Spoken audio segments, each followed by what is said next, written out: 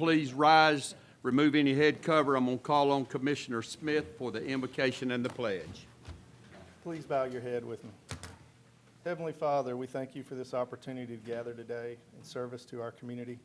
Grant us wisdom as we consider the decisions before us, integrity in our discussions, and respect for one another even when we may disagree. Help us to always seek the common good, to be faithful stewards of the public trust, and to make choices that strengthen our county for current and future generations. We ask for your blessing on our first responders, public servants, military members, and all the families who call this county home. In your name we pray, amen. Amen. Pledge allegiance to the flag of the United States of America and to the republic for which it stands, one nation, under God, indivisible, with liberty and justice for all.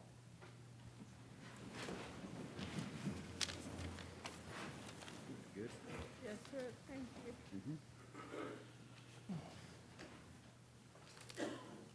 Thank you, Commissioner Smith. Commissioners, inside your packet, you'll find your minutes of the work session as well as the regular session minutes of July the 14th. If there are no additions, deletions, or corrections, I'll entertain a motion to approve those minutes. Motion approved. Do we have a motion to approve? Do I have a second? Second. Do I have a second? Any discussion? Hearing none, I'll call the vote. All in favor signify by aye. Aye. Any opposed, like sign. Hearing none, the motion carries. Agenda item 5A is one of our appointments. It's actually two appointments on this agenda item, but it is 5A, and it is for the Valdosta Lowndes County Parks and Recreation Authority. Ms. Dukes. Thank you, Mr. Chairman. Good evening, Commissioners. The term of Ms. Suzanne Garnett has expired. Ms. Garnett is interested in continuing to serve. She would like to serve another term. Also, the term of Mr. Timothy McCoppin, who was a City of Valdosta appointment. If you all remember, we have a rotating appointment there, so it's the Commission's turn to appoint that position. But Mr. McCoppin's position has expired, and it's we have several candidates. One, Mr. Brent Moore, Mr. Herb Reinhardt, Mr. Timothy McCoppin, and Mr. Brock McDowell are all interested in serving as well. Okay. Any questions for Ms. Dukes? All right, at this time, I will take nominations for the seat that Ms. Garnett currently holds. Do we have any nominations? Nominate Ms. Garnett to reserve. Okay, we have a motion for Ms. Garnett. Are there any other nominations? Hearing none, we'll close the nominations, and Ms. Garnett will be reappointed by acclamation. All right, the next seat is the one that is held by Mr. Tim McCoppin. I'll open the floor up for nominations. I nominate Herb Reinhardt. Okay, we have a nomination for Mr. Herb Reinhardt. I nominate Brock Howell, I'm sorry, Brock McDowell. Brock McDowell. Are there any others? All right, hearing none, we'll close the nominations, and I'll call for the vote on Mr. Herb Reinhardt first. Any in favor of Mr. Herb Reinhardt? Okay, that's one. Mr. Brock McDowell? Okay, so three.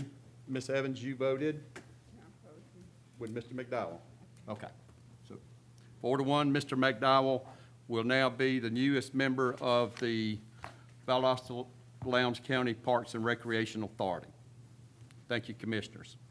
Our next nomination or next position is for the Lowndes County Library System, the Board of Trustees. Ms. Dukes. Thank you, Mr. Chairman. At your July the 14th meeting, the Commission appointed or reappointed Mr. William Booth to serve a one-year term. However, Mr. Booth no longer lives in Lowndes County.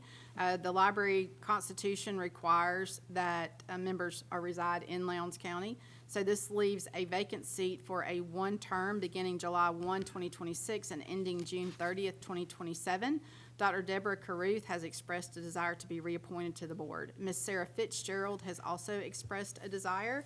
And we have two additional candidates, Mr. Dave DeSalvo as well as Ms. Kimberly Clyett have also offered to serve that one-year term.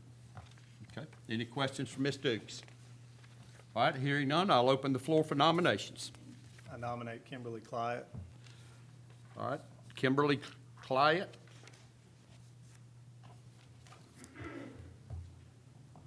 Are there any other nominations? All right, hearing none, we'll close the nominations, and Ms. Kimberly Clyte will be appointed by acclamation. Again, thank you, Commissioners. Agenda item 6A is our public hearing item. I apologize. It's a public hearing item. I'm going to let somebody throw this out the window for me. So we got it. I apologize. I normally turn it off, but I failed to do that. Our public hearing item is the 2026 Comprehensive Plan Transmittal. Mr. Dillard. Thank you, Mr. Chairman, and good evening, Commissioners. The purpose of this meeting tonight is to notify the community that a draft of the 2026 Comprehensive Plan has been prepared and is ready to be sent to the Regional Commission and the Department of Community Affairs for review. Staff from the Regional Commission, Hahira and Valdosta, as well as Lowndes County, have worked on this plan, in addition to hosting public meetings for the past several months with input from local elected officials, stakeholders, community partners, and have therefore prepared a substantial update to this draft, substantially complete, ready for state review at this time. So with that being said, staff recommends the chairman to sign the attached letter of transmittal for the Regional Commission, authorizing them to review the plan and submit it to DCA for their review, during which time the residents may also make suggestions, additions, or revisions by submitting written comments to appropriate staff persons. A copy of the plan is available on the county's website as well as the Regional Commission's website. Okay. Any questions for Mr. Dillard? There'll be still time for the local cities and elected leaders to review and edit based on their needs in their municipalities. Correct, sir. Along with the unincorporated county area. Correct. Okay. Any other questions? Hearing none, I'll entertain a motion. Motion to approve. Okay, we have a motion to approve. Do I have a second? Second. We have a second. Any discussion? We got a public hearing. Oh, it's a public hearing. You're right, it's a public hearing. All right? Hold that thought just a minute, Commissioners. All right, this is a public hearing item, so I will open the public hearing portion of the meeting open. Is there anyone that would like to speak in opposition to this agenda item? Anyone that would like to speak in opposition? Hearing none, is there anyone that would like to speak in favor? Anyone that would like to speak in favor? Please come forward and state your name and address for the record.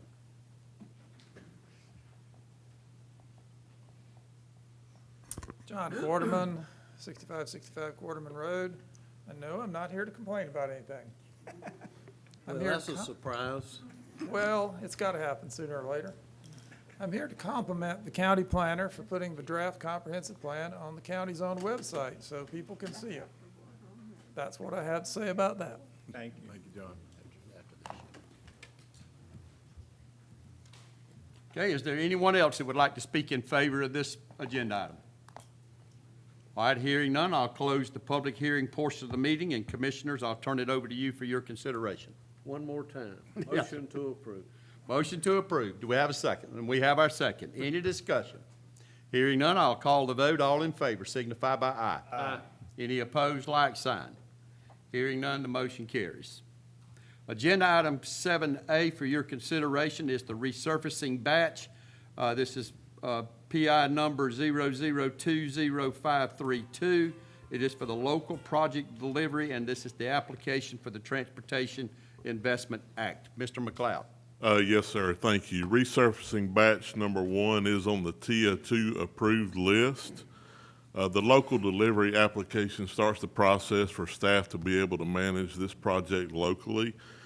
This project does include resurfacing a total of 36 roads at 52 total miles. The project is estimated right now a little over $13 million, and staff will let this project in 3 separate projects over 3 years. Okay. Any questions for Mr. McLeod? The 3 separate sections, is that what's bands? Band So- 1, 2, 3, or is that something different? That's something different. This is band 1, and then we'll have 3 phases in band 1. There's still a band 2 and a band 3. Thank you. More to come. Good. And this is completely paid for by the penny from the T-Splosh. Yes, sir, 100%. Are there any other questions? Hearing none, I'll entertain a motion. I move we approve the application and authorize you to sign the documents. Okay, we have a motion to approve the application and authorize the chairman to sign the document. Do I have a second? We have a second. Any discussion? DeMarcus. Hearing none, we'll call the vote. All in favor signify by aye. Aye. Any opposed, like sign. Hearing none, the motion carries. Agenda item 8A is the Hickory Grove Road widening, as well as the Skipper Bridge Road widening, and this as well is a Transportation Investment Act project. Mr. McLeod. Yes, sir. Hickory Grove Road widening and Skipper Bridge Road widening are TIA 2 projects. The project mainly consists of widening the width of each side of the road by 2 feet, as well as the work that goes along with that. Hickory Grove Road will begin at US 41 and end at the Eccles County line for 7.8 miles. Skipper Bridge Road begins at the end of the curb and gutter section north of the bridge at the Valdosta city limit lines and ends at the Cook County line, which is 8.8 miles. The contract time is 180 calendar days. Bids were opened on June 25th, 2026, and we received 2 bids. The low bid was the Scruggs Company, $5,039,798.50. The other bidder was Reams and Son Construction, $5,248,172.38. Okay, any questions for Mr. McLeod? Chad, this doesn't include like a rumble shoulder, rumble strips or anything. It's just flat pavement widening 2 feet, right? That is correct, and the restriping that goes along with that and rebuilding the shoulders. Okay, thank you. Thank you. Any other questions? Hearing none, Commissioners, I'll entertain a motion. Mr. Chairman, I move that we approve the Scruggs Company as the low bidder and authorize you to sign the Okay. contract.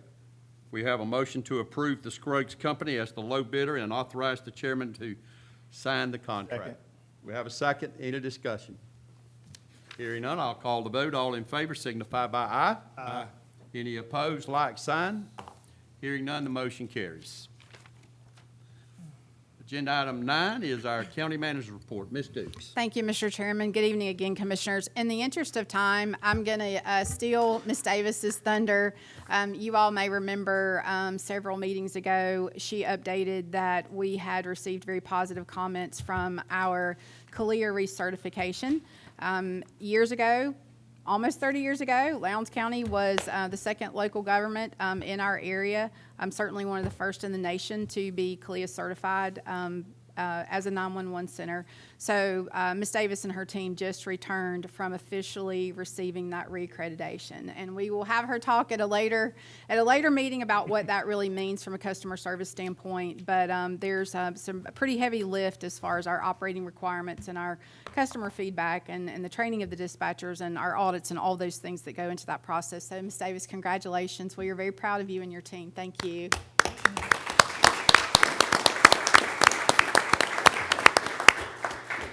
And the only other thing that I have this evening is the 100 Black Men organization are hosting their barbecue on the historic courthouse square this weekend. That begins on Friday and extends through Saturday. And if you all want some of the absolute best barbecue that you will ever get the opportunity to eat, sometimes only once a year, please go check out the event.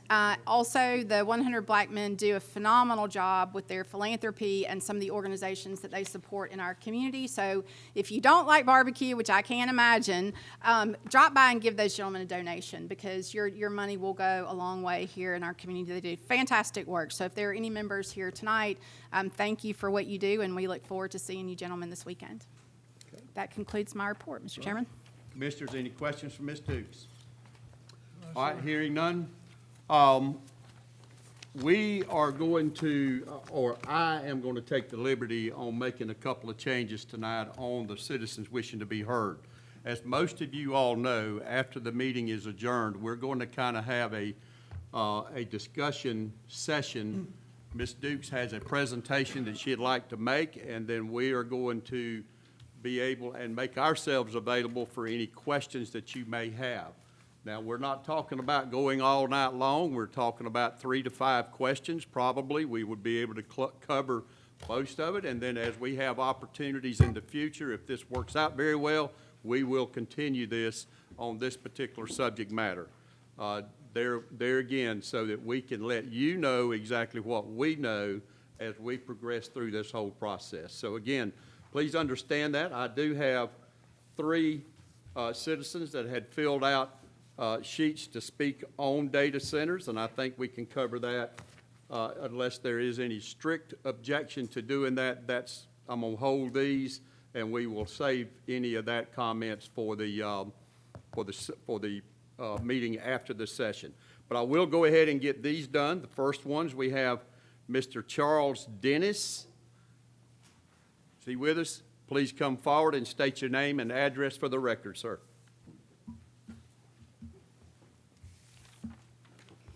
My name is Charles Dennis. I'm here on behalf of the citizens that live on Howell Road, that they want to annex in the city. There's plenty of places in Miller Park. Mr. Charles, would you please pull, thank you so much. That they can put that, what they're talking about doing. We don't need to bring nothing in the city back in the county again. There's plenty of places already in the city that have land that they can use to do what they're doing, or they want to do. I think it's more dangerous to have it right there because the intersection where the bridge is at is too close. I done talked to GDOT personally myself. They can't even put a light there because of the intersection where it's at compared to that bridge. You talking about putting industrial traffic there too? All it's gonna do is cause more problems for us and kill one of our citizens. That's mine. Okay, thank you, sir. All right, next speaker is Mr. John Quarterman. Please come forward and state your name and address for the record.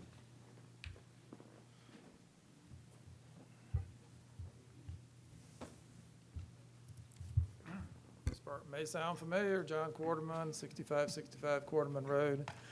And I'm not exactly here to complain about anything. I am here to recommend, like many other counties in Georgia and Florida, larger and smaller, could y'all please put your board packet on lounscounty.com so I don't have to file an open records request. Your staff doesn't have to satisfy it. I don't have to post it. You could just slap it on the website where under agendas and minutes for the particular date, you already have a pull down that says packet. You could just put it right there.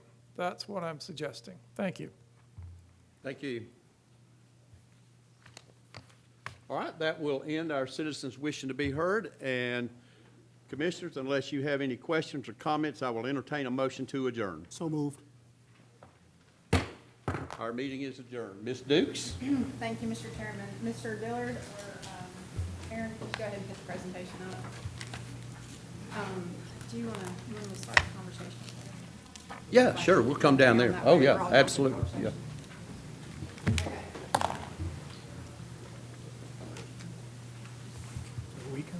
No, just, sir. I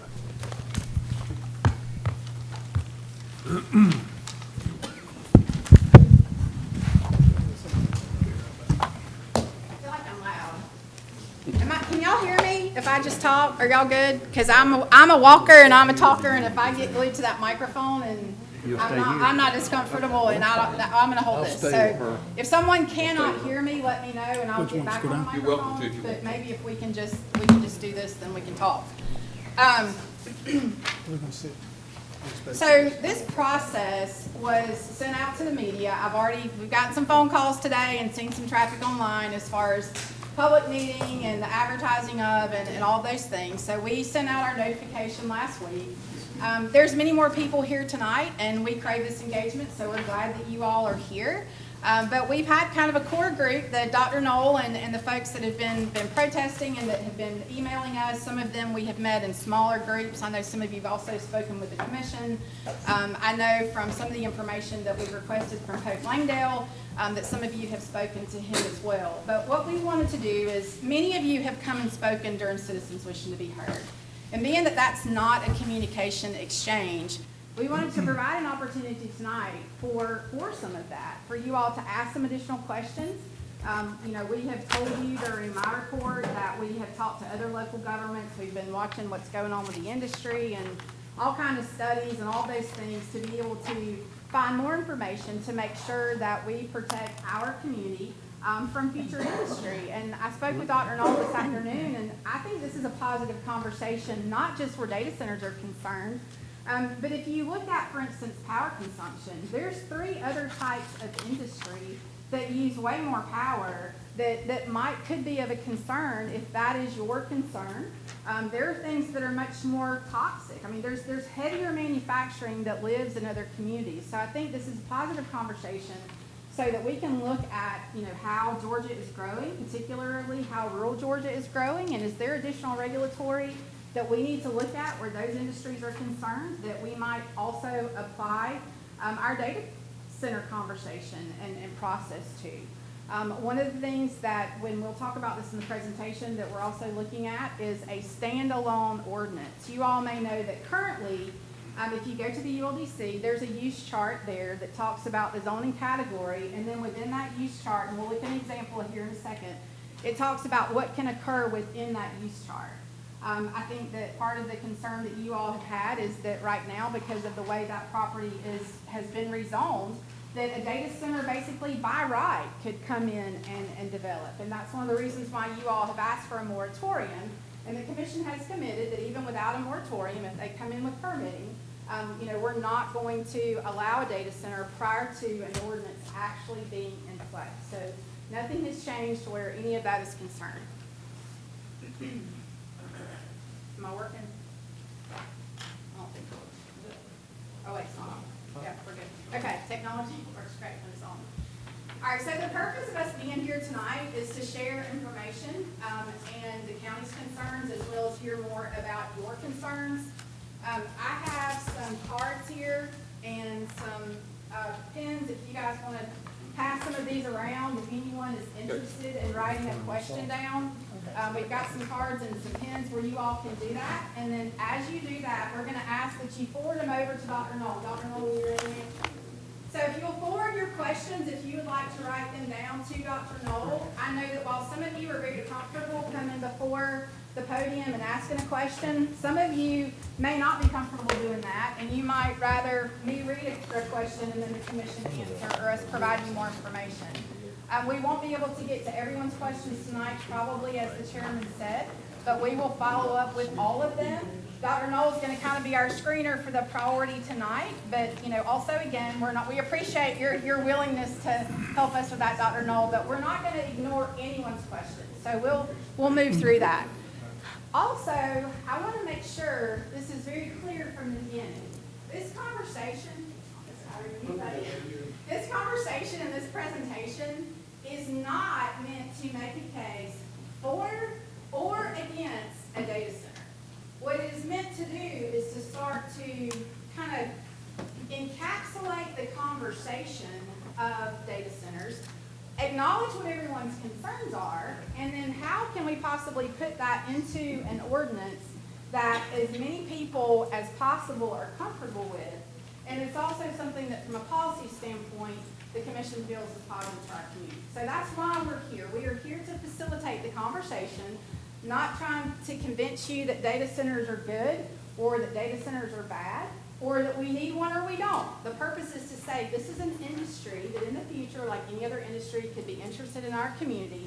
So how do we put the parameters together to either say finally, this is not a good idea and we don't want to do this at all, or to say we think that we could and this is how. So that's what we're here to talk about. All right, so currently this is where we are. Can I quickly say something? So I'll be coming around and collect what you have. I feel a little bit uncomfortable in terms of determining what will be the question, but all the questions will be considered, and we're just going to share those so we can deal with that. And this is not going to be the last meeting. We're going to have more meetings than that. So not on anybody's payroll, just to make sure we understand this is true. So, that is true. He's a helper. I called him this afternoon to explain to him how we were going to provide this information, and I asked for his assistance. So Dr. Knoll's not having secret meetings with the county that you guys don't know about. He is still very, much a member of this conversation from the community standpoint, and we're very grateful for that. Can you quickly explain what the ULDC is? Yes, so the ULDC is the Unified Land Development Code. That is the county's zoning ordinances. Prior to 2006, We had a book of county ordinances that contradicted each other. They were individual ordinances. They were all over the place. They didn't have all of our supplemental standards that needed to be included. So the commission at the time, in 2006, created a consolidation of all of those zoning ordinances, and that's what the ULDC is.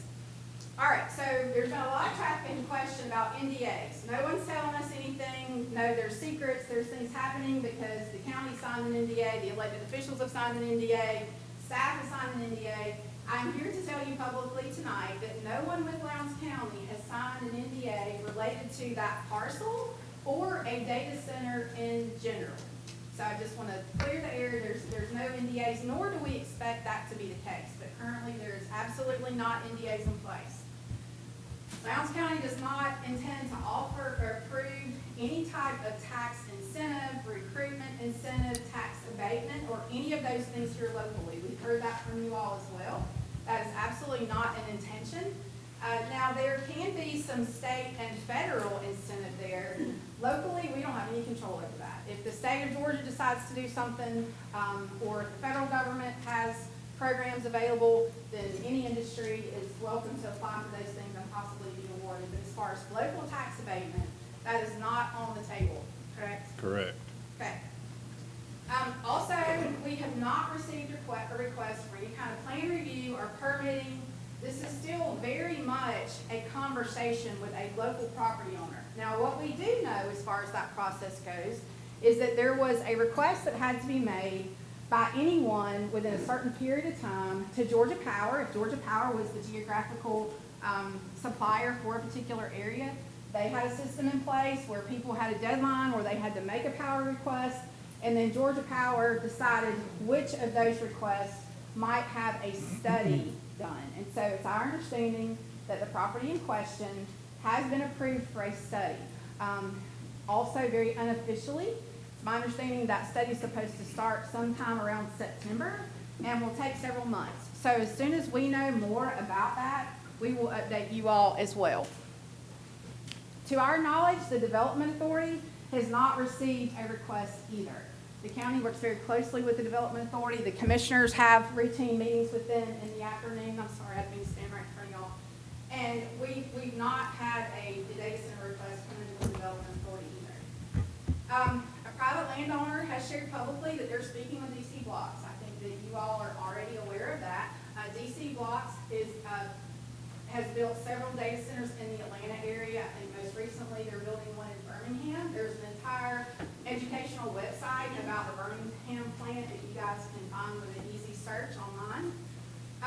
We are in the process of considering your request, best and worst practices, other local government ordinances, and we have a pile of them, environmental concerns, and then this is very important too, variances. Has anyone ever needed a little more property than they might have? You needed a little more room for your fence, or maybe you had an accessory structure and it didn't meet the county's setback requirements, and so you went for a variance. Basically, you in a polite way went through another process to break the rules. We don't see there being room for variances where a data center ordinance is concerned. Keep in mind too, what I tell you, and the last slide of this presentation is where we're moving from here, but one of the bullets on that slide is that the commission has asked staff to go ahead and move forward, working with the county attorney, all of you, all the information that we have gathered, to start developing the data center ordinance. So we will continue to look at that, but as a part of that, unless we run into some legal hurdle, and if we do, we will explain that to everyone as far as the what and why it is. But we do not intend to let data center regulatories be open for a variance. And as soon as the ordinance is drafted, when it's in draft format, we will share it publicly so that the citizens of our community can go ahead and take a look at it and provide additional feedback before the commission decides to vote. Currently, the timeline that we're on for that is we would like to have something ready for the commission to consider maybe at the second meeting in August or during the meeting in September. So this is not something that we plan to let run for months and months or even into next year, unless, again, there's some legal hurdle that comes up that we need to take a look at there. Commissioners, do you have anything that you'd like to No, add? you're good. No, you're doing great. You're doing outstanding, which is the purpose that we're here. because we all attended a lot of training seminars and talked to other commissioners that have made bad decisions, some questionable decisions, but at the end of the day, there was a growing theme that we heard that they wish they had done throughout the process, which is transparency. And that's what we're going to guarantee for you today. You're going to know everything that we know and everything that we've seen. The only thing I'd also say, I mean, and you tell me if I'm wrong on any of this, the industrial authority, we appoint members, Valdosta and the commission to that, but they're independent Correct. authority with decision-making, and we don't have direct oversight of their ability. We just appoint people there to that, so. But to Commissioner Smith's point there is, if a project does come into the development authority, there could be discussions about that project before we're notified, because the development authority is legally created, approved by the General Assembly to be a standalone legal authority that the commission, to Commissioner Smith's point, appoints citizens to. However, they understand the priority of this. I'm very confident that if they did hear from someone, that they would come to us to say, hey, we've got some data centers that are asking a question, or we have a data center developer that's asking a question. So, that could happen. I mean, there could be a discussion that we might not be aware of until they let us know. So back to the development authority. Yeah, that is. Let's hold all of our questions right now in comments, please. Finish the That's a good one to presentation. put down, and we can get you some more information on the structure of how that works. All right, so zoning. What has actually happened as far as zoning goes? So, on July the 8th of 2025, some of you were here for that meeting. Hope Langdale, who owns this property in question, requested to be 719 acres to be rezoned from Crossroads Commercial and Conservation to M1 Light Manufacturing. There were 7 conditions that were placed on that approval. Also, for everyone who's trying to take pictures and all that, this presentation will be up and active on the county's website before we leave tonight. So no one needs to fill out open records request for, Mr. Boardman, you're welcome, for the presentation. It will be on the county's website, and I will tell you how to get there before you leave tonight. But I wanted you all to have these conditions in the presentation, and somewhere that you can have a copy of them. They're already on the website in that meeting from July of 2025. But this just kind of brings them into the conversation as far as this particular presentation is concerned. We will, before we end, also at the end of June of this year, Dr. Knowles submitted a list of basically early ordinance requirements that some of you had come together and helped him draft as far as what you would like to see as far as the restrictions and the parameters go where a data center is concerned. So a lot of these conditions that the commission went ahead and placed on this project prior to you all making that request are more stringent than what you had even asked for. And we'll talk about that near the end of the presentation. But I will say, and he and I had this conversation earlier today, they're still not as stringent in some areas as the county plans to be, especially when you look at buffers and distances and things like that. You guys have anything to add? Good to go? Perfect. All right. So what does M1 zoning mean? I have listed some of the uses that are allowed in M1. So if a data center never happens on this property, then these are other things based on that M1 zoning that could occur on the property. Now, each one of these projects can have additional parameters to them. I met with staff this morning, and we went through the parcels in Lowndes County that are currently zoned by right for a data center to come in now. And Jay, what was the count on that? There's somewhere around 20 parcels probably. Yeah, unincorporated area. We zoned them too. Yeah, and you made a good point there. Please know that whenever we're talking about this geographically in our area, we are talking about unincorporated Lowndes County. Because there's 5 cities that are in Lowndes County, they would set up their own regulatory and ordinances and restrictions for not for a data center.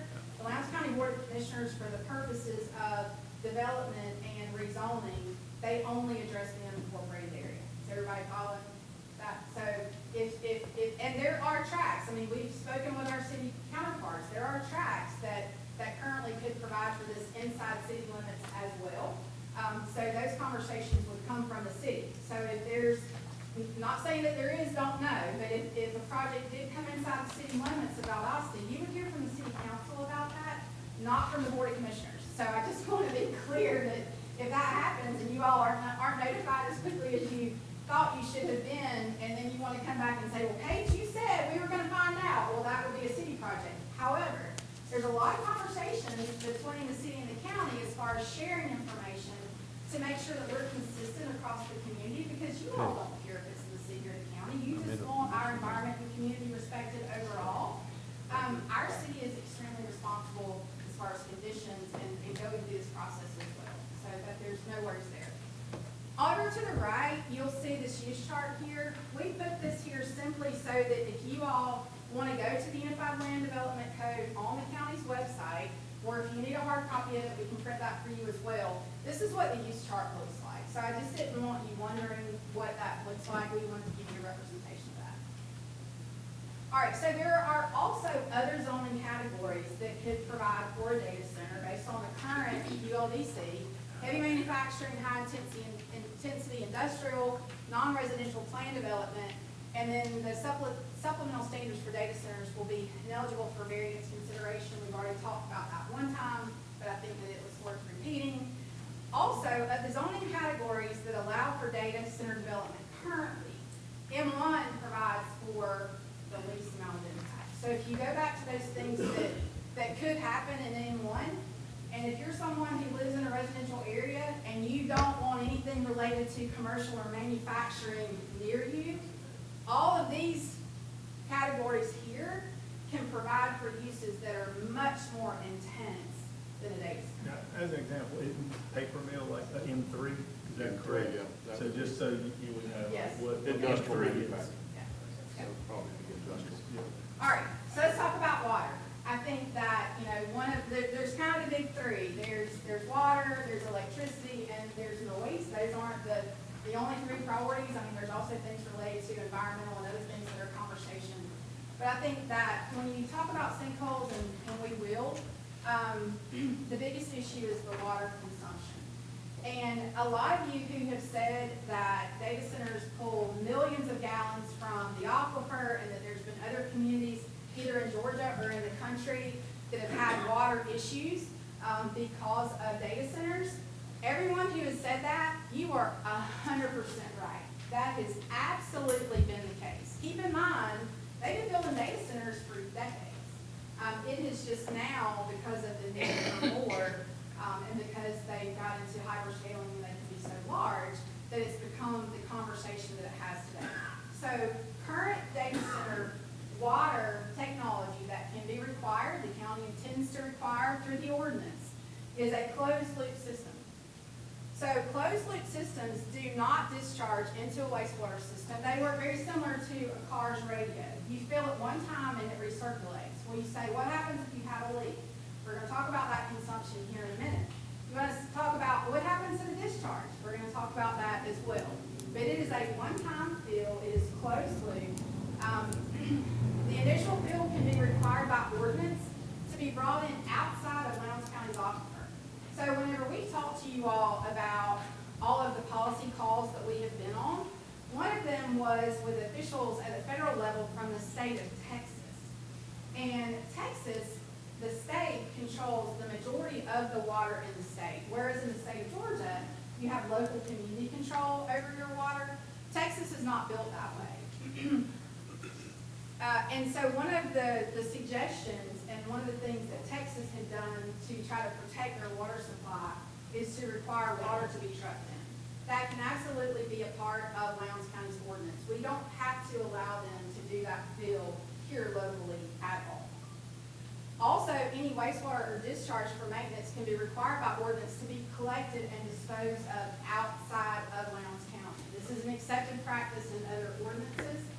This is no different than the current solar decommission conversation that we're having. You know, we've got solar going up everywhere, not just solar fields, but also, you know, private citizens are putting them on their roofs. So what happens when those solar panels are no longer needed?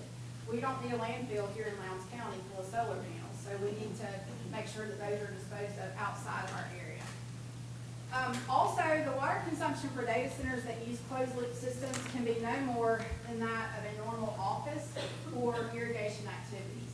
I think that some of you were in a conversation that we had about the Lcboc visit. There's a smaller data center that's not yet operational, which is probably more of what they might be looking for our community if the power is approved and the conversation does move forward. If that were to happen, we asked them what the water bill was for that data center monthly, $60.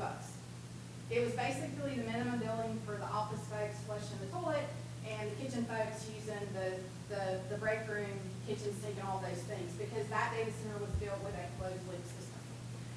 And I want to make sure you all know these are conversations that we are verifying with people outside of the Lcboc area. I don't have any of their telephone numbers. We're not calling them directly for any information.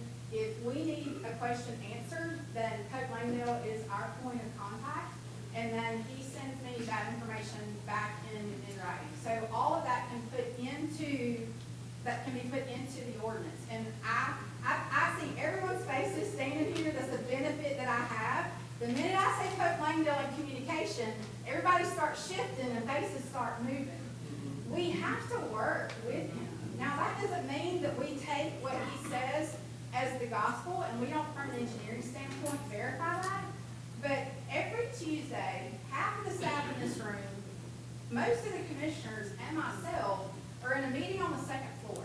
That is where development comes into the county for the initial conversation. It's called a TRC meeting, and they are verified, they are advertised publicly.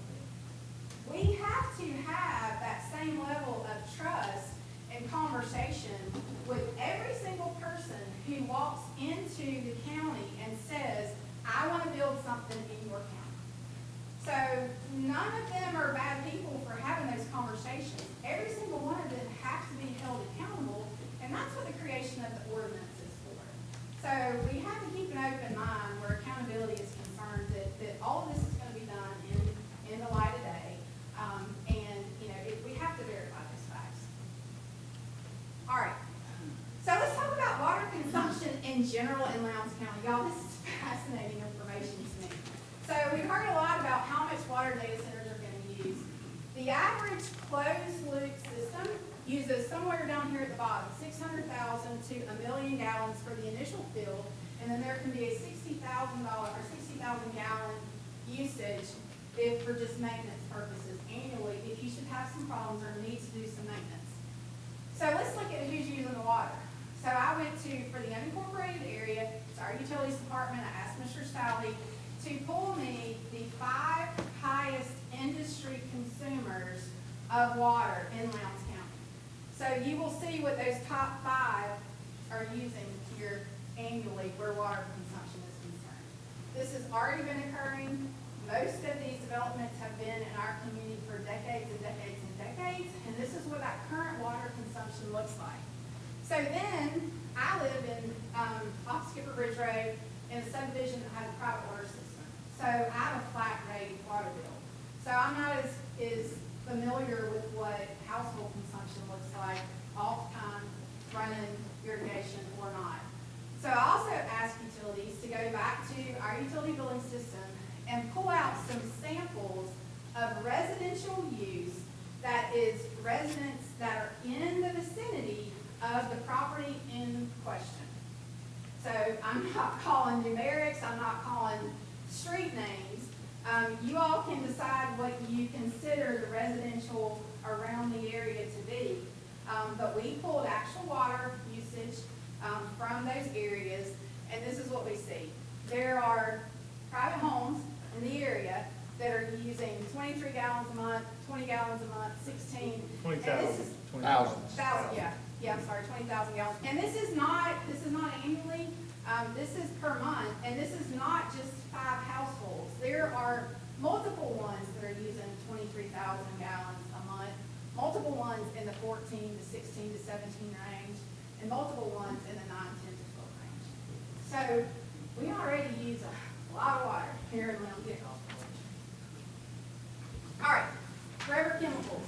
Mr. LaPaz is here and has phenomenal information about Forever Chemicals. I started talking about Forever Chemicals probably, Chief Young, 20 years ago, maybe, when the fire foam was an issue and all of that stuff came off the market because we began to know the dangers of PFAS and all of that was in the market as far as conversation goes.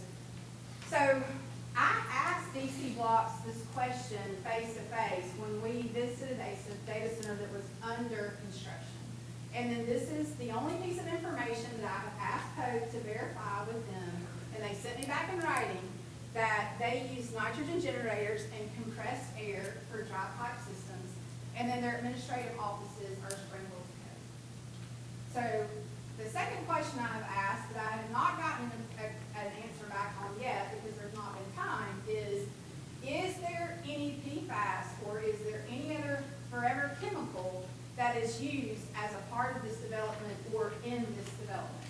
Now, my private research and what I think Mr. LaFiles will tell you is that there absolutely is some, but it's not 55-gallon drums of it. It's small particles that are a part of the hardware technology that these servers are made out of. So I don't think that anyone can honestly say that there's absolutely no PFAS in a data center. But I think what we can say is that it's not used as a part of the fire protection system, even though that was a very accepted practice years ago where fire suppression was concerned. It's not a part of this project or their approach. But it wouldn't matter if it was Lcboc or if it was some other developer. That would still be a part of the county's ordinance as we draft that moving forward. So I think I covered all that. Good. I practiced, right? So we're doing good. All right, sinkhole risk. There are a lot of experts. Some, like Mr. Fisher, who are legitimately an expert, and then we have others that, you know, we've all done a lot of Googling and decided what we think about sinkholes. I have spoken to several civil engineers. I'm familiar with all of the studies that we've done over the years. I think one of you spoke in a meeting several meetings ago about the sinkhole that opened up on State Mission Road years and years ago. I was here for the entire reroute of that road. We are very familiar with sinkholes. All of Lowndes County is at risk for sinkholes. We are built on that karst material, which is limestone. We have a lot of underground water. As it moves through the limestone, it can degrade, it can cause washouts, it can cause caverns that you never see until they get so big, and then because of the either lack of rain or because it hasn't rained in a long time and now it does rain, the cover material can collapse and those holes open up. That is a crayon explanation of what a sinkhole is. Like I said, there are experts in the room, Dr. Knoll being one of them, that can give you the finer points of the science. But for the sake of time tonight, that's how sinkholes happen. But that karst aquifer is not just at this location. It's not just on the north end of the county. It's not just around our rivers and streams. It's all over the county. It can be one of the challenges that we have with pulling water quality out of the ground. You know, we talked a lot about that. Some of you get those notifications. The treatment systems that we're working on are going to help address that. So let's talk about sizes. A hyperscale data center can be 100,000 to 1 million square feet for a large campus, which would be more than one building. A shopping mall, you all can do the math and look at the comparisons there. We still have a lot of large buildings around areas where we have rivers and other things here in Lowndes County. That's not traditionally where we have seen sinkholes open up. But could one open under this building tonight and the next morning we come into work to rubble? Absolutely. The only thing that you can do to get ahead of that type of prediction or to be responsible in planning where that is concerned is to be very familiar with what is underground, that geography throughout your county, to make sure that you're mindful in practice and in ordinance in how much water is pulled out of the ground. And then to require the compaction and the soil testing studies that we would for any other industry to make sure that there's not a vulnerability that could be discovered. Those are all components of the ordinance that we have discussed so far. And this is a conversation that will move forward. I will say, and Steve, if we need more information on this, can back me up, but We had one of our citizens speak during a recent meeting about a sinkhole that opened up in a driveway, in the Foxborough subdivision. That was not a sinkhole. There was a contractor that bored through that area, and they bored into a cavern, and it opened up seats. Folks went out to take a look at that and verified that that was not an actual sinkhole, that was some They contract. put that crap on Facebook, like it was a. Lowndes County does intend to allow data centers to use cooling systems that would require water usage outside. Stand there and look. Does not intend to allow data centers to use cooling systems that would require water usage outside of a closed loop system. And the sinkhole should not be greater for a data center than any other large development. I know that you guys are going to want to re-attack that point, and I look forward to the information that you bring to the table as we continue that conversation. Power usage. This is what you're going to hear me say the least about, because I know the least about it. And I don't think that we know what that could look like until Georgia Power completes that study later this year. But this is what we understand. That power study has been approved, possibly to begin in September. If it's approved, the developer is required to fund the needed infrastructure. There are many of you that follow the Public Service Commission. There are laws and requirements and agreements in place now that are holding regulatory there. There is an audit process, and again, this is a question for Georgia Power to answer for you, not Lowndes County. But what we have heard is that if there has to be a large investment here to bring power infrastructure in, not just for a data center, but for any large industry, the cost of that development would be on the industry and not something that would be prorated back to residential customers or other commercial or industry in a way that would satisfy that initial investment. I'll just say that the federal government, the state government, the Public Service Commission are probably going to continue adding laws and more regulations to that in the next year, and we'll all be learning what comes out in next session or from Congress too. So. Yes. And I also think that based on our conversations with Georgia Power, that there are other places in the state that are doing and putting together more study information and more things that we can put our hands on and read and take a look at related to this. But you're going to decide yea or nay before the power study is done. So our ordinance would be in place before the power. What you doing? Yes. That's the goal of trying to work off of an August, September timeline as far as the commission's consideration of the ordinance, is because we want to get everyone as comfortable as we possibly can and get the ordinance in place before the power study is. The power study is not something that obligates. I mean, it is, certainly something that there's an investment related to. I've never seen a consultant hired or a study done that didn't cost someone money. I have no idea what those amounts are or how that works or what the process is at all. Again, that's a question for noise. This is a big one. So some of you may have had friends or family, or maybe you lived at one time on the 84 West area where we've had some industry that has built there over the last 6, 8, 10 years. We learned a lot about not just noise from a decibel level, but what I believe we have a greater risk for where a data center is concerned, and that's a frequency. So a decibel is something that is just how loud or how quiet someone is speaking. And we all hear that differently depending on our heredity and our age and how good God built our ears. Frequencies are things that people who might even be hard of hearing can still sense. If you've ever, stayed in a hotel, which maybe it's not a hotel, it's a motel, if you've ever laid your head down at night on a pillow under a roof that was not yours and felt some sort of hum in your ear, that's most likely a frequency. And you might not hear it when you lift your head up, but when you put your head down, you can definitely hear that noise. And so one of the things that you all asked for, that Dr. Knoll presented back in June, was some parameters for this, and we are still working on best management practices related to that as far as the ordinance goes. We are willing to look at any recommendations or studies or actual information that you all have related to that. But this is a big conversation, because we believe that it shouldn't be that if you can hear the noise beyond the property line, that it should be so low that it doesn't bother you. What we believe is that you shouldn't hear it at all.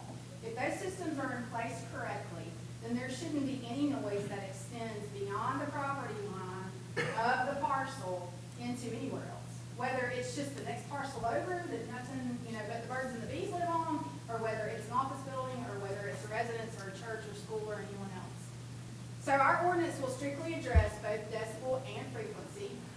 Also, the conditions that were approved, that list that I showed you early on for this particular property, it covered noise there as well. Lcboc has demonstrated their approach to eliminate this noise by now putting this type of heating and cooling units on the roof, and then using noise canceling panels that go up beyond that. That's part of what we have to consider as far as the height of the building and what's allowed when the ordinance is concerned there. But I think this has been such a conversation in other communities. Probably what we've heard number 2 on the list after water consumption is the issue from the noise. So this is something we're paying a lot of attention to. There are also other uses in M1 that have the potential to create noise or frequency issues, which again goes back to my earlier conversation, that I think this is a really good conversation for some of our regulatory in general related to our manufacturing or those planned development zoning categories that you saw earlier. Lighting. Nobody wants to lay down at night and see that street light come in their bedroom or in their front room or wherever the case may be. There's been a lot in our ordinance that has developed over the last 10 years as lighting has developed and improved. We can require directional lighting that goes straight down, that only lights those parking lots. It can be shielded. One of the things that we discovered in our research is, LED lighting can be great, but if you're someone who's sensitive to that blue type light like I am, I will dig in the furthest corner of anyone's attic if you tell me that you might have Christmas lights that still work, that are 10 years old or more, because I don't want my Christmas tree to glow blue. I want those old school soft white lights on it. That soft light, warm light can also be required, and we plan to as a part of our ordinance, so that bright bluish LED lighting is not something that's even on the site. But the lighting will be maintained to a site. Buffers and distance, again, this is something we're putting a lot of thought into. So this can be addressed beyond the current M1 requirements. Rezoning of the property in question, address additional buffering. Now, we're going to look at the map here in a second, because what we did was we picked a place on that map to say, okay, if a data center develops here, how close is it to the nearest residential properties? There's also a buffer in place that you'll read in those conditions. We believe in our recommendation as far as the ordinance goes that those buffers are not wide enough, so there will be a bigger buffer conversation as we move forward. But it's difficult to determine exact distances prior to the submission of a site plan.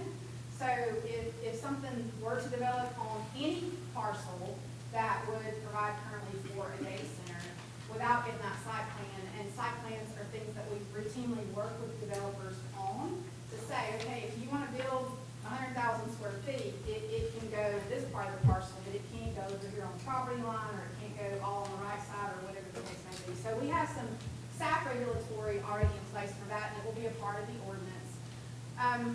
Also, I know I mentioned this earlier, and I know that there's a lot of residents in the Foxborough subdivision and the surrounding area here in the room tonight. That North Foster Road corridor from Foxborough Boulevard to I-75, there are a lot of those property owners there that are interested in commercial and retail development. There is, as I said earlier again, we're expecting an application August, September, October timeframe for a large box retail grocery type facility. In our meeting, the developer did not tell us the name of that grocery store. It's just, they said big box retail, and we kept him and Han back and forth with them, and they said grocery store. But we expect that application to come in very soon.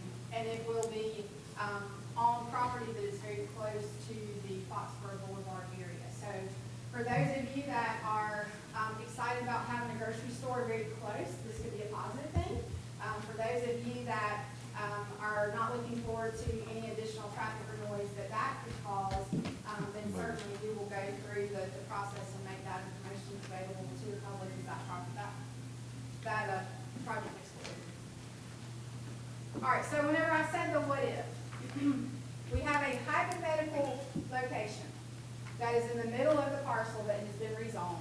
And we took our software in our planning department, that we have, and we drew distances to the closest residential parcels or to our, through the buffer from there. So you all asked for 1,000 feet in the list that we got at the end of June.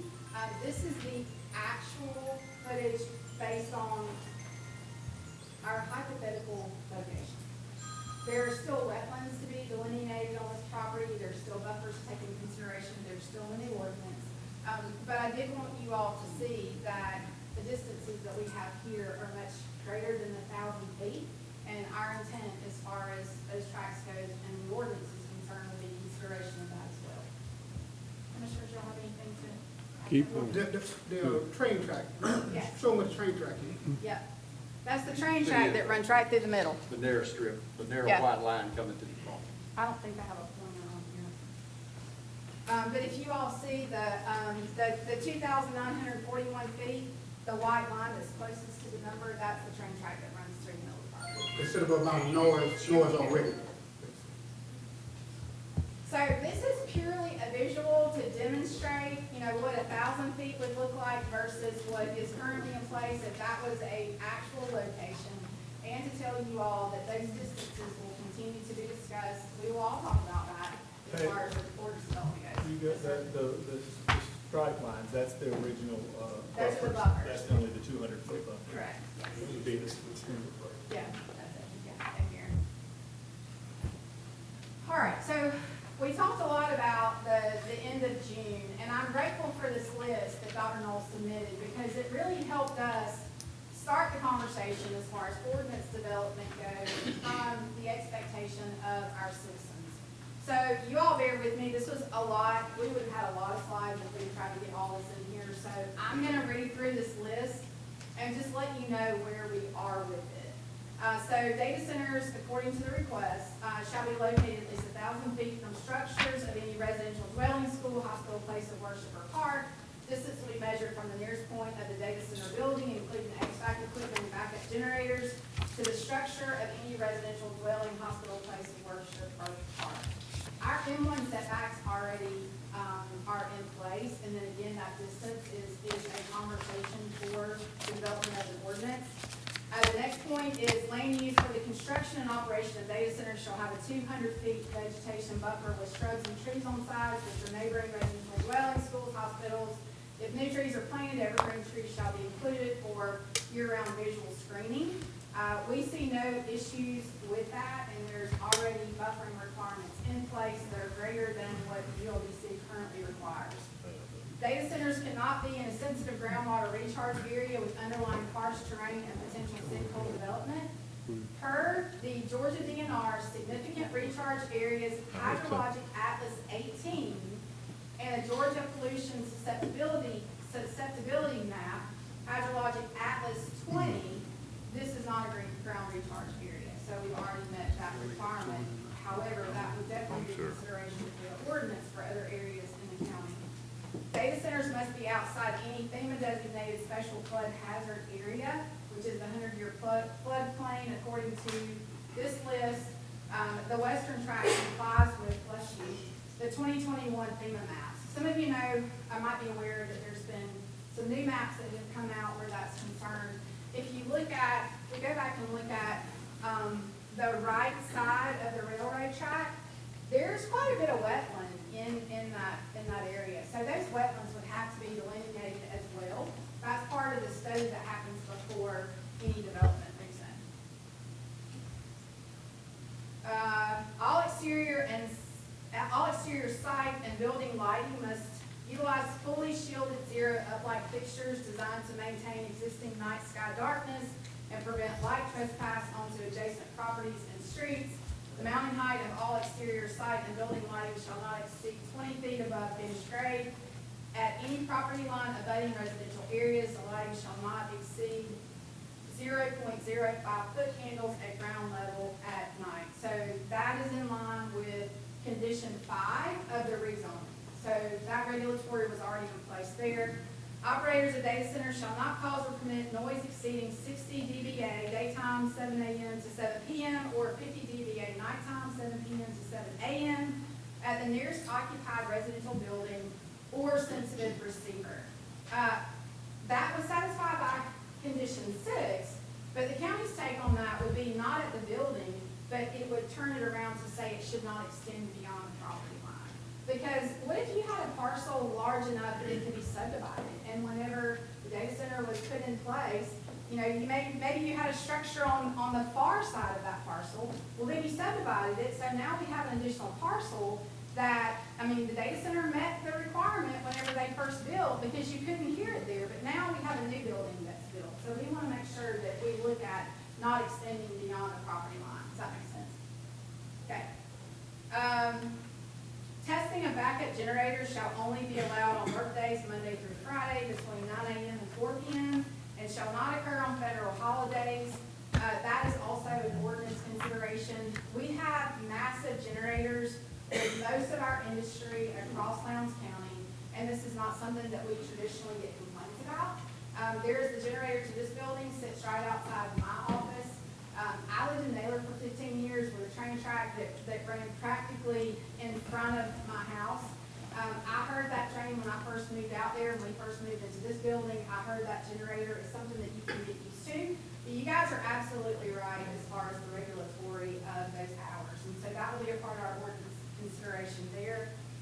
Prior to a certificate of occupancy, data center operators must submit a report from a licensed noise control engineer demonstrating compliance. Costs are borne by the applicant.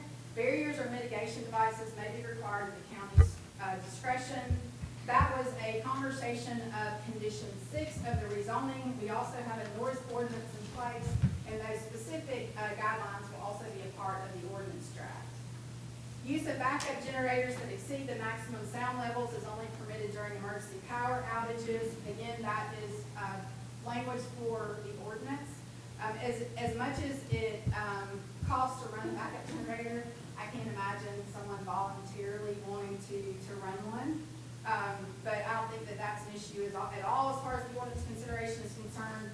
The maximum building height for data centers shall be 40 feet with an additional 15 feet for parapet and rooftop equipment not to exceed 55 feet. Our current standard for M1 is 60 feet. So we're not looking for some triple-story building here or something that extends beyond that limit. But I think whenever we're also going to put extra regulatory in place to make sure that if the mechanical that could make noise is on the roof, we want to make sure that we allow them to put up enough of a barrier there that it protects that noise from traveling. So I don't expect the ordinance to get much further, but this will definitely be a conversation as far as whether we drop to the 55 feet or whether we leave it at the current M1 standard, the new ordinance of the 60 feet, which is pretty standard overall.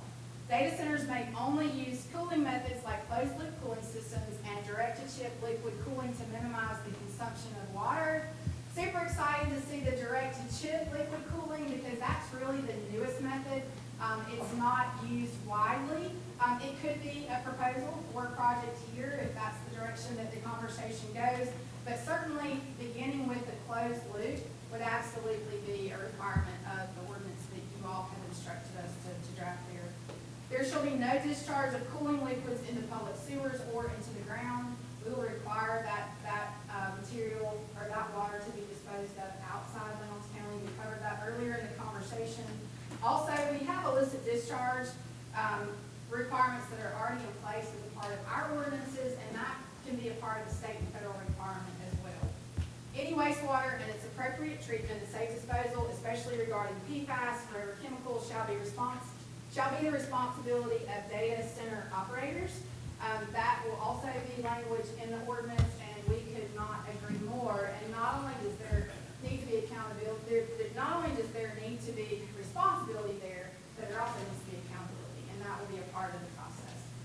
So the last item on the list was prior to a certificate of occupancy, all data centers must submit a hydrogeologic study conducted by an independent third-party engineering firm showing estimated annual water usage, a wastewater treatment plan showing that any wastewater will be treated and disposed of appropriately, an assessment that the data center will not be located in an area with underlying karst terrain and potential sinkhole development. So most of that, absolutely. The karst terrain, as we said early in the conversation, it's all over Lowndes County. It's already under, it's that lime rock, it's under many of our developments already. Our public works and utilities folks can tell you how many times they go to dig a hole or we dig a well and we hit that material. And so I think that, you know, if we were to say nothing builds in Lowndes County, if it's gonna be built on karst terrain, that would have a tremendous impact on not only could anything build in the future, but the consideration for what is already built. I mean, that's just a part of how our county geographically is created here. But again, can we make sure that all the regulatory is in place, that doesn't matter, because we don't allow data centers to pull, or any other large industry in the future. We make sure that if that water use is done responsibly, certainly we don't let data centers pull out of the ground, because they don't have to. There's other systems for that cooling. That does not have to be a case in this conversation. So that's also standard practice for civil engineering utility plans. We already require those studies to be done for existing development as it would be. All right, so next steps. Where do we go from here? And this is my next to the last slide, and there's only a few words on the very last slide. So we're almost done. Next, the county, as I told you a while ago, the commission has instructed staff to move forward with a county attorney to begin drafting an ordinance. And while the ordinance is not being drafted to eliminate the overall development of data centers entirely, ordinance components will be drafted primarily with the protection of the community, not based on what is good for this industry. And the commission will place that to you. They all feel very strongly about that. I think you will hear that again from them in their conversation. And I think that there are some of you that have been so patient and have listened to me through this entire process. And God bless you for that, because this matters to me. I mean, I wish that we had a room full every commission meeting, that all of our citizens were engaged in everything that is going on in our community and our local government.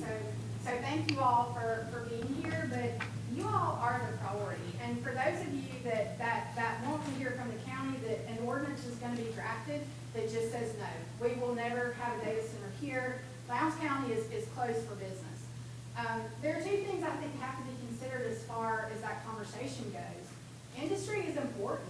Our average wages here in Lowndes County are lower than they need to be. We've talked a lot about affordable housing. It's important that we recruit industry with higher paying jobs to raise those average wages. That's important here to our local economy.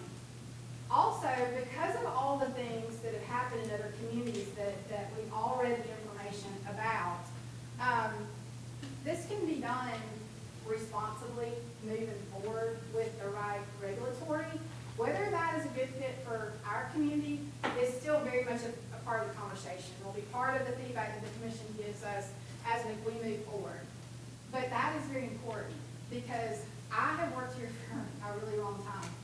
I have watched these 6 people hold expenditures as far as our general fund goes for the last 5 years. You take a look at our budget. Lowndes County is currently operating at the same general fund expenditure amount in 2026 and moving forward in 27 that we were in 2018. I've watched them get us through 2, 3 hurricanes, a snowstorm, a flood. We are less than $3 million in finally recouping taxpayer dollars back to Lowndes County. That doesn't happen easily, and there's a lot of counties in our region that the taxpayers will never see that money returned. And Mr. Bill Tinney with ACCG is in the back of the room, and he can tell you a lot about that, because he's called myself and our emergency management director, Ashley Ty, and some of the commissioners to say, hey, can you go see your neighbor, or can you go 2 counties over and talk to them about what they're doing to respond? I mean, the leadership that we have here, and the responsibility and the concern and the conservatism on these things, I mean, that's something that as staff, we live with every single day. And even though these are my bosses and I appreciate them, I didn't say all that to make them feel good. The point that I'm trying to make is that you don't get that same level of the staff that we have here or elected officials across all of South Georgia. Data centers are coming to Georgia somewhere. They are going to continue to build. We're saying saying here in Lowndes County that we are gonna require a closed loop system. We are not gonna allow water to be removed from our aquifer for a data center. Not every county in South Georgia is going to say that, because from a local economy standpoint, or maybe from a lack of understanding or research, or maybe they don't have the staff. There's one county very close to Lowndes County that our second floor, our planning and zoning and permits and inspections and code enforcement people will tell you that they get a call sometimes daily asking for copies of our ordinances or what do I do about this rezoning. That type of leadership and capability, education and experience does not exist across South Georgia. But guess what we do share with them? We share the aquifer. So I think there is a conversation, again, this is not for or against, but if data centers are coming to South Georgia, they're gonna land somewhere. Is it here? Because the power folks will tell you they can only put in so many because there's only so much power. Or does it go to a neighboring county that doesn't have this type of regulatory in place, and then we do suffer the benefits of our aquifer right there? Again, that is not a for or against. That is a part of the conversation that has not occurred yet, and I think it's a part of the conversation that needs to be added to the list as we move forward. So with that, Dr. Knoll, I'd like to give the commissioners some time to say a few words. You can come on up, you know, I can take your questions. If they've got anything they would like to add, and then I will, I'll start asking some questions. I'm gonna ask the commissioners first before I make any comments. Commissioners, do y'all have anything you'd like to add to it? I don't have anything to add. I'm educated on this right now. Not other than what Paige has said is the truth. She has spoken for each and every one of us. Just get a little louder. Yeah. Yeah, no, I was just saying that, you know, I want to clarify and reiterate that what Paige said is absolutely correct. She speaks for, I mean, I guess I can't speak on behalf of every commissioner here tonight, but everything that she said, I agree with 100%, so. Again, I'm happy that everyone came out. As I said in the initial part of the presentation, we talked to those who have made bad decisions, questionable decisions, and experts. And the one thing that kept lingering, that we kept hearing, is the need for transparency. And that's what we want to make sure that we deliver to Lowndes County, okay? It's about safety, it's about doing the right thing, because at the end of the day, you all know we live here too, right? At the end of the day, some of the same area they're talking about possibly considering, we have relatives in those areas too, right? And all I'm saying is, you know, what I want is for everyone who is against it or for it to know why they are against it or for it. Because a lot of people are repeating what others are saying. A lot of people are trying to make this partisan. Is this party or that administration? A lot of people, this ain't about that. This is about Lowndes County and the safety of our citizens. And we're going to make sure this whole process is transparent. Everything that we know, you're going to know as soon as we know it. And I think we'll all benefit from it at the end of the day.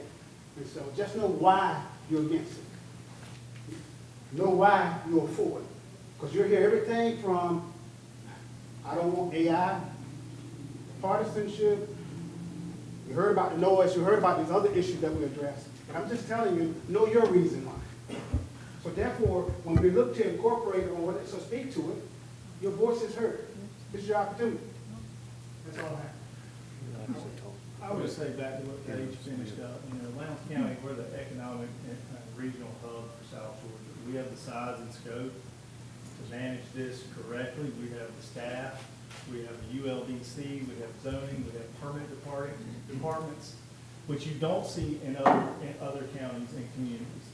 Just like when we passed the burn ordinance, many counties around us took that exact thing and then implemented it because our attorney, our staff, our leadership can create the documents and hold people accountable to what is created. We've also all are getting great updates from NACA, the National Association of County Commissioners, going on visits and trips, touring, watching webinars.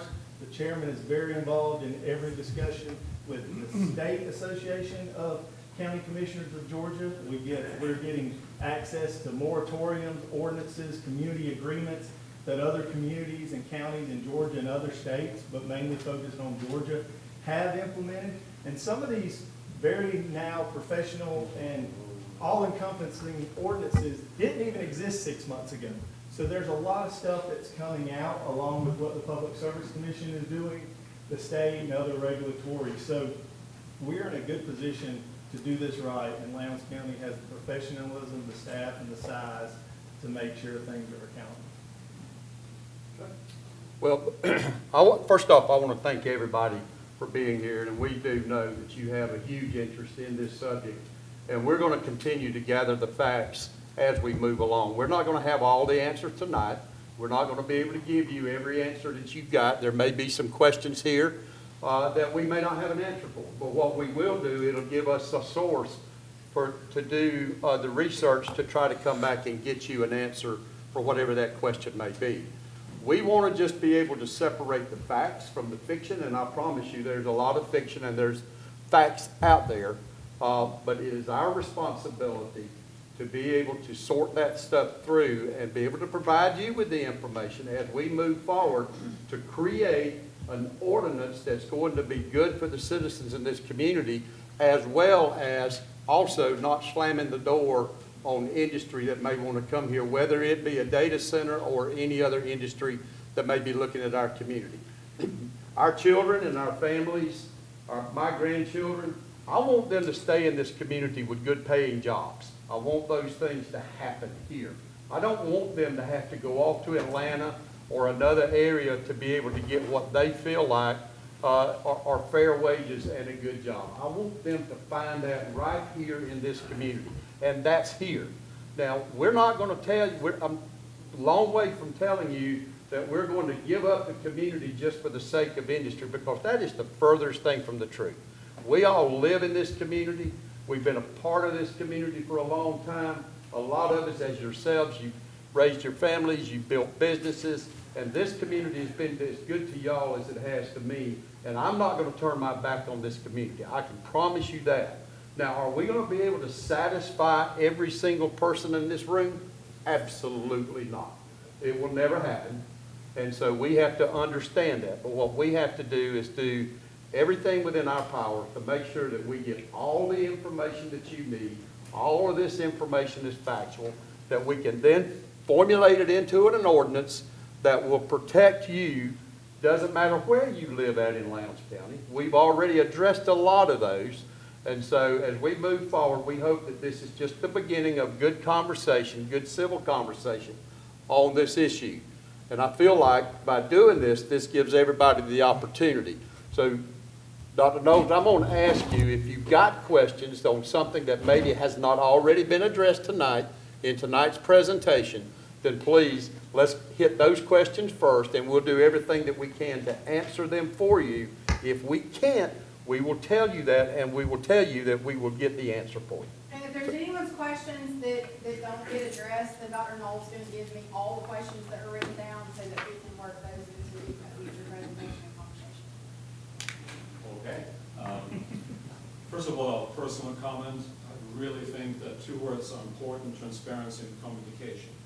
And if I can be honest, and please don't take this personal, that has sometimes be a problem in a way. And that is not, this is not the only place. So this is a good beginning for developing a different kind of style, how we talk with each other, so that we can avoid the kinds of tensions that we don't need in a community.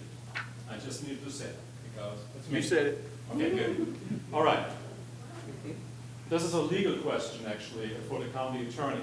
What if a data center application comes in before we're done with the ordinance? So that's not a legal question. He advises, he doesn't decide. These people decide. Okay. And these people have said, if a data center ordinance comes in, or a request, or permitting request, or any plans, any of that comes in prior to the ordinance being drafted and approved by these 6 commissioners, or 5 commissioners and the chairman, it will park until the ordinance is approved. You all do not have to worry about something sliding in over the next 4, 6, 8, 12 weeks, however that timeframe is, and there being something that gets in before that ordinance is wrapped. Yeah, let me add, just absolutely, Ms. Dukes or the county attorney does not have to speak on that issue with the commissioners. That again is our commitment to you. We are not going to move forward with a data center in Lowndes County until we have an ordinance in place before we will even consider it.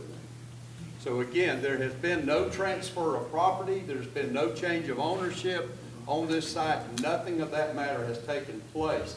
So we're talking about, at the very best, you may be talking about 2 or 3 years down the road before we ever even see site plans or anything like that. But as I said right now, we're not going to allow a data center until we have everything in place to regulate a data center here in this community. And that was an important question. I knew you talked about it, I wanted to make that clear. As it was mentioned, PFAS, forever chemicals, and you will probably say yes, but I'm going to ask it anyway. Will the ordinance specifically disallow the use of PFAS chemicals in a larger? Or if you're referring to some, liquid chemical, Right. something other than what we know to be a standard practice as a part of, absolutely. And then what could be a part of as far as those small PFAS components, we want to know more about that before we put the language in the ordinance. And I think we've got some very educated and credible people here in this room that can give us some additional information on that, and we will verify that as well. I would just say the newest things that are coming out is addressing the PFAS and the vibrational frequency things, or the new things you're seeing. Those are what we're seeing the most studies from. Yes, and added to more, ordinances and regulations, so. May I ask, are you gonna get this information yourselves, or are you gonna let Hope get the information? Now, you know that. Hope is only handling the parcel and the development, or whatever he chooses to do with his property. Anything related to. Let me clear up something. That's the very reason why we're believing the questions with Dr. Knoll, because it is hard for some to be able to understand what others are saying. So please hold your questions if you got one, but right now we're going to address the questions that Dr. Knoll has on the cards. Basically, you can combine the questions. I think I can combine the question. Please let me know if I'm not doing it further, but there's another question sort of like it. How do we know that there's no interference when it comes to the decisions you all made? You want me to speak up? Yes. Okay. Sorry for that. I have to use a different voice. How do we know, we as citizens of this community, that whatever ordinance entities we're dealing with are created independently from the influence of outside forces that might want to trick us into the kinds of experiences that you mentioned? I'd like to have some examples of those that we want to avoid. Is that Well, clear? Yeah, I will add this. Again, we're still doing our research, as we mentioned. NACO, the National Association of County Officials, ACCG, the Georgia County Officials group, they're all working on this subject matter, and they're all trying to pull all these best practices together. So to create an ordinance, I'll give you an example. At NACO, there was 3 of us that was at the NACO conference this past 2 weeks ago. Which is the National Association of Counties for Innovative. Correct. And so with that, the big discussion there was just exactly what you were talking about. They're working with the Brookings Institute, which is honestly, and I'll just say, they're a liberal leaning group, but they're working with that group to create ordinances, templates that all communities will be able to utilize. So we're going to have resources that we'll be able to look at for best practices, not only what we've already learned, but also what may be coming and what other communities are discovering at the same time. And I would add to that, trust but verify, and I mean no disrespect to anyone in the room or that may, listen to or see this presentation, but from a staff's perspective, whenever we get the information about a particular development, it doesn't matter if we just met you, if we've known you for 2 months, 2 years, 20 years or more, we verify everything. I mean, everything is verified from a study or from a written plan or from a recorded deed or a survey or a plat or whatever the case may be. Staff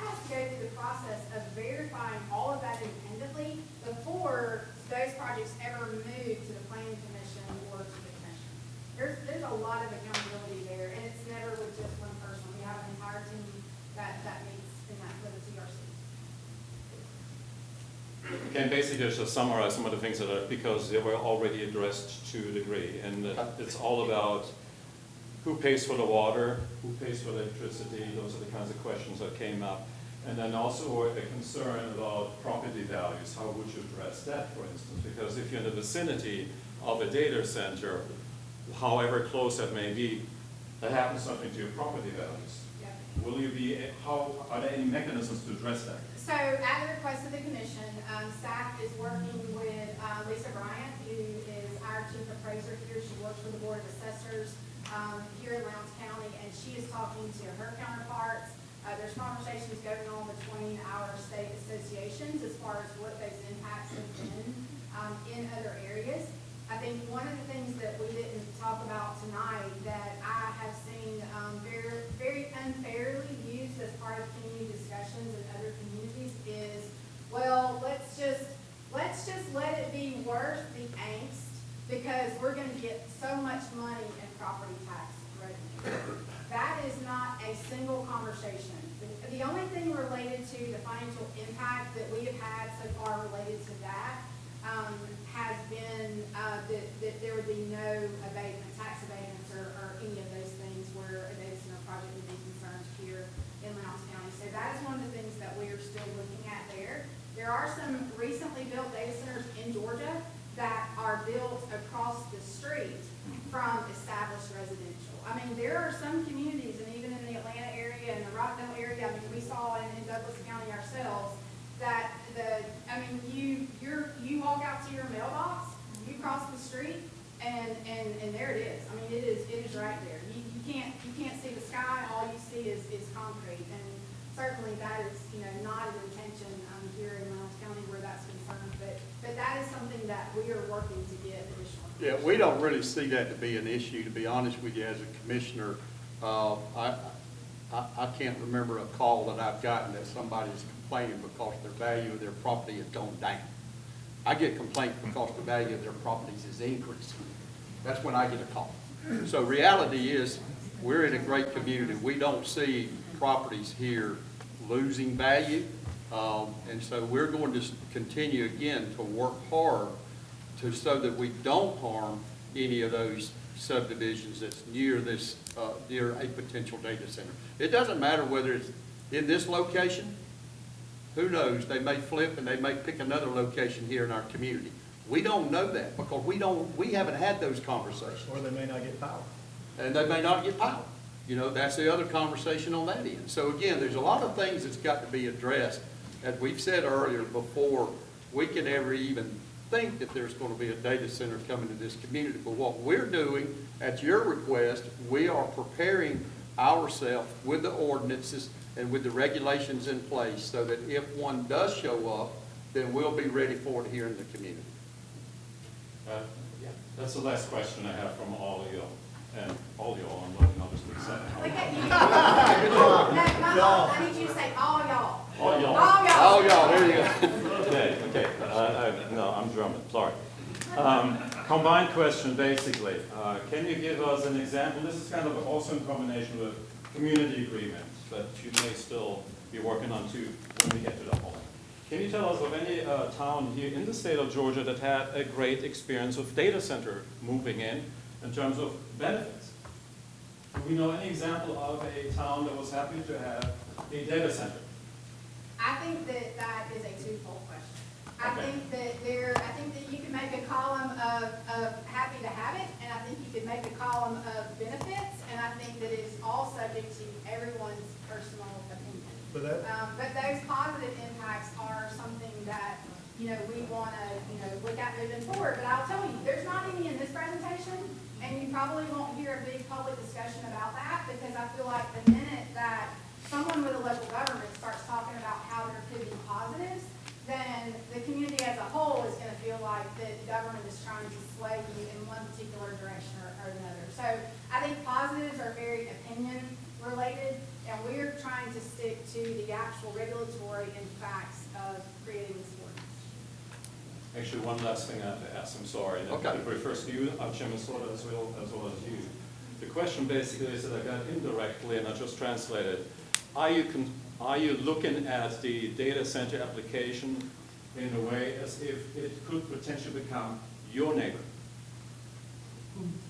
That's basically the question I got. So like it's not in my backyard issue in a certain sense. So are you looking at that from a point of view of, it could be me, living on Skipper Bridge or whatever? We've said that all along. I know, just wanted you to confirm. Yeah, we've said that all along, that we're looking at, we're citizens in this community, no different than these folks are right here. So we have a special interest in it. I live probably by the crow flies a half a mile from Interstate 75, where my home is. At that exit. I can hear it all the time. You know, cars passing out there, especially during the wintertime.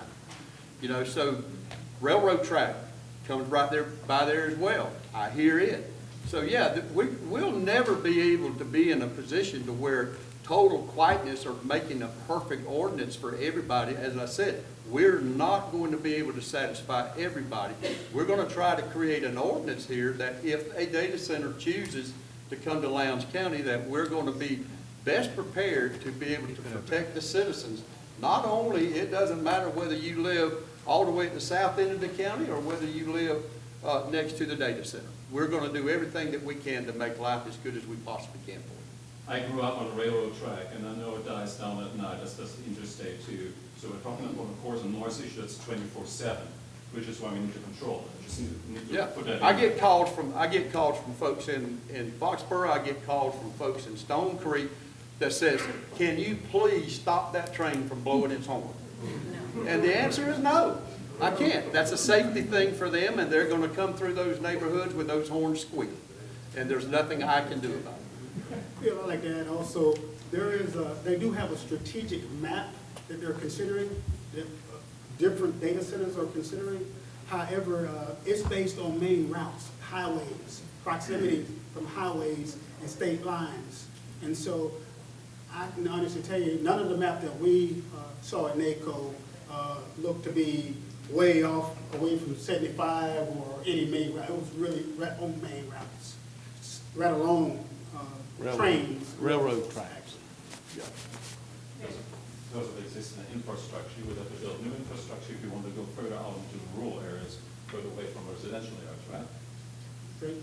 Yeah. Good points. Commissioners, do you all have anything else that you'd like to add? I'll add this. There's no way that I would do anything to hurt Lowndes County. My family's been here day one and love Lowndes County, and I'm going to protect Lowndes County as everybody else is. Thank you, Commissioner Weisenbaker. This concludes our conversation this evening. We will take a look at the rest of the questions. We will have additional conversations like this after meetings as more information becomes available. Anything in particular that you wanted to send to us, we will take a look at. If you all have research, or you have links, or you have papers or studies or any of that that you want, if any of you want to schedule a private meeting with any of us, whether that be staff or the commission or a combination of, we've already had some of those meetings, we are glad to have more. I will tell you though, if you send me an email and you ask for 20 things, it's going to take me a few days to get there because we still have, 20 other services that are running countywide that we have to take care of there. But we are grateful for your time, your attention, your input. And as the commission has said, we will continue to move forward in this conversation. Thank you all. Thank y'all very much. Thank you, Appreciate staff, it. for all your efforts.